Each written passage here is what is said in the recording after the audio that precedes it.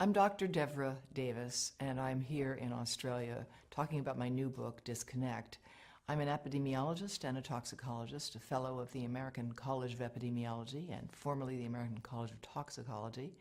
I worked in the Clinton administration. I was the founding director of the Board on Environmental Studies and Toxicology at the U.S. National Academy of Sciences, and that was the group that did the study recommending the ban on smoking on airplanes quite some time ago. But I'm really here because I'm deeply concerned about what we know now about microwave radiation and how it affects the developing brain and body. Recently, the cell phone industry has been issuing advisories itself. These are often buried inside phones, and they're telling you something very important that everyone has a right to know, which is a mobile phone is a two-way microwave radio. It's never been tested for safety for long-term use, and because of that, Telstra has now begun to issue advice about using a headset, using a speakerphone. In America, Consumer Reports, a respected publication, has recently recommended that no one keep a mobile phone in their pocket.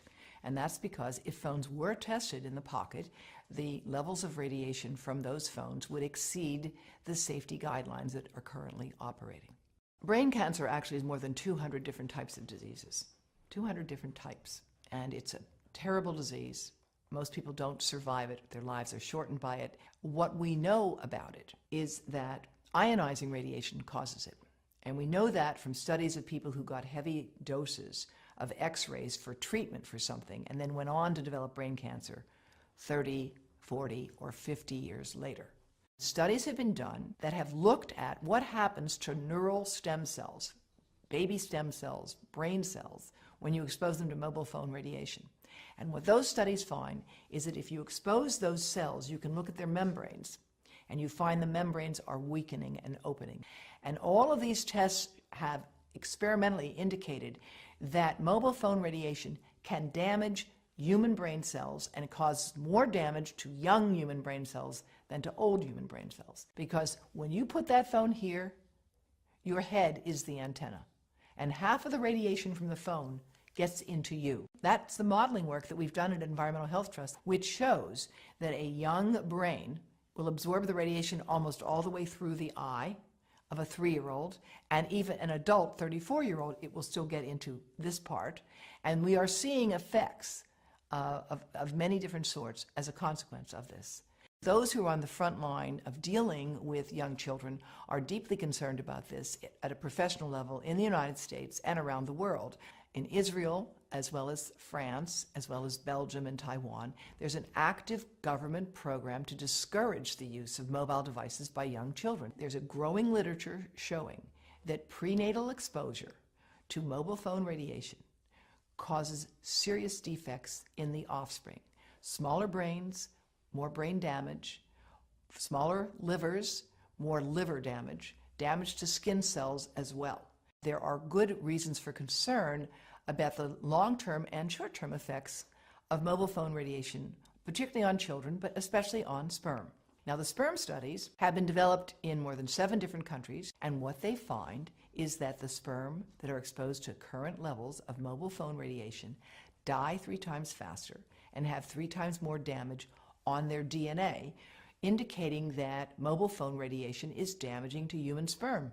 More than 100 scientists have joined with me and with the chief of obstetrics and gynecology at Yale University Medical School. We have put together the Baby Safe Project, and they are handing out information to every pregnant woman that walks into Yale New Haven Medical Center, $4,500 a year, telling them how and why they need to avoid exposing the pregnant abdomen to mobile phone radiation. The breast cancer story in mobile phones is complex, as breast cancer is a complicated disease.